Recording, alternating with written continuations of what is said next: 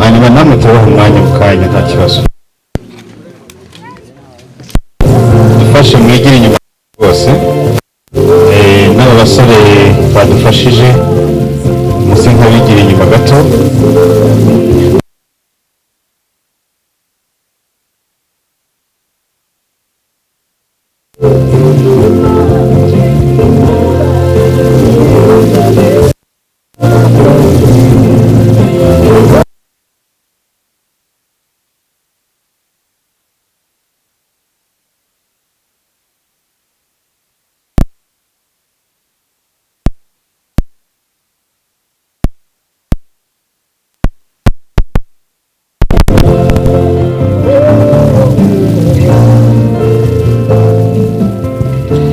noneho tujye mu mwanya wo gushyiramo indabo mbere yuko mu kanya n'abandi bose mwazanye indabo turaza kubayobora uburyo muza kubigenza hanyuma twatangira ku muryango wa hafi hari umukobwa uri muri protocol arabafasha kugenda mushyiramo indabo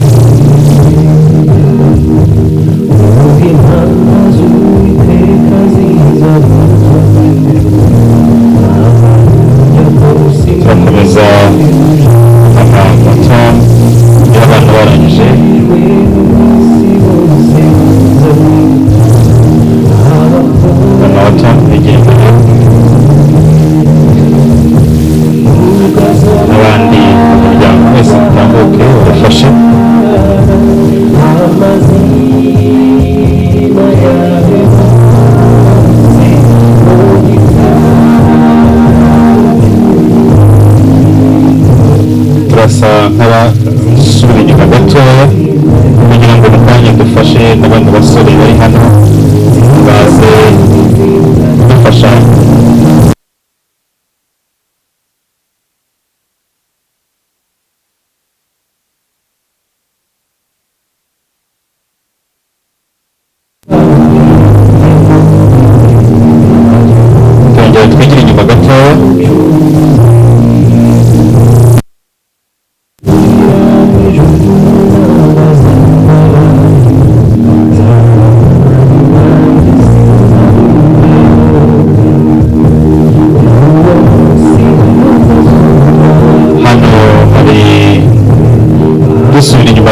nagira ngo nsabe umuvandimwe inshuti ya Tom cyane Pastor muri South Africa usengera umubiri wa Tom ujya mu mva ubundi dukomeze n'indi mirimo yose.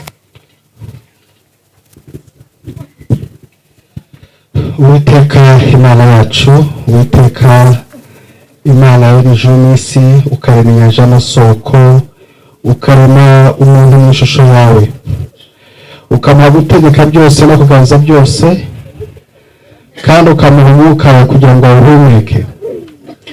Uyu munsi turaha hamwe kuvuga ngo kimwe mu bisarurwa byawe wagisaruye kandi ugikuye muri isi y'imibabaro, nk'uko Tom wabyiboneye mu iyerekwa ari kumwe n'abantu bambaye amakanzu yera baririmba bameze batakibabara.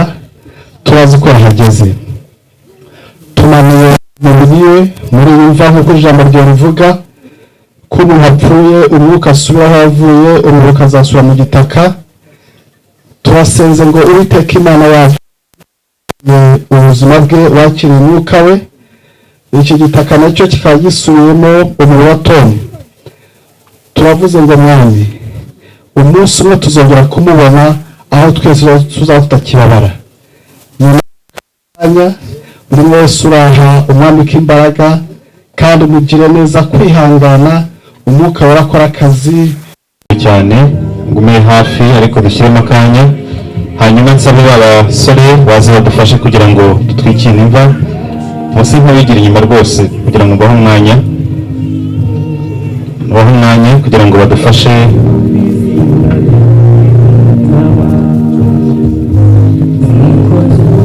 Abasore abatekinisiye mutambuke mwigire imbere.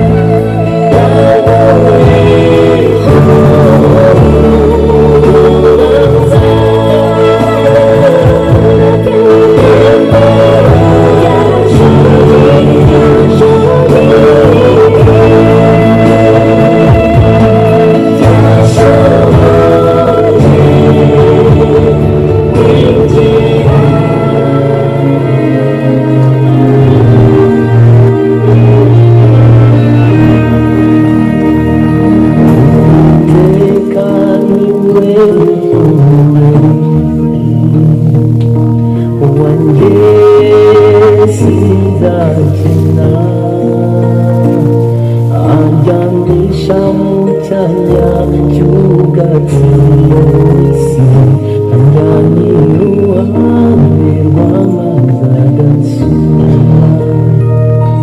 asubiza intege mu ngingo anyobora iyo gukiranuka naho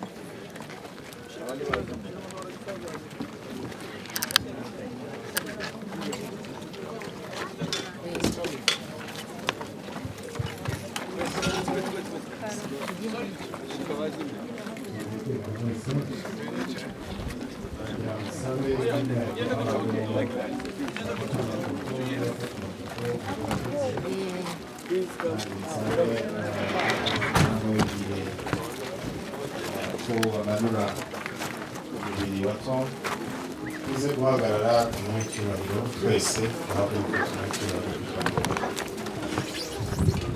izindi gahunda dukomeze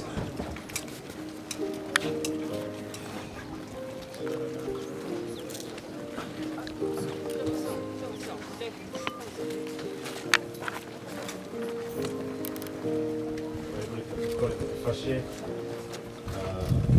imyanya neza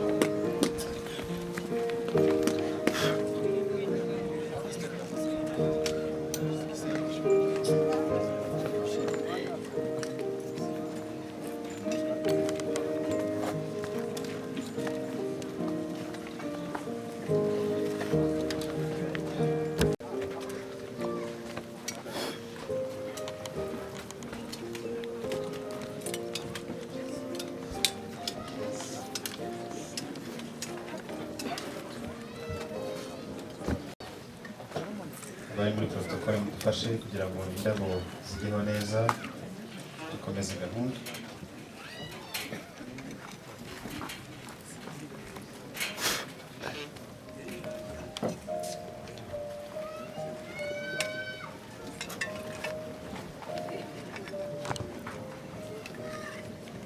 isubira mu myanya yacu nkagira ngo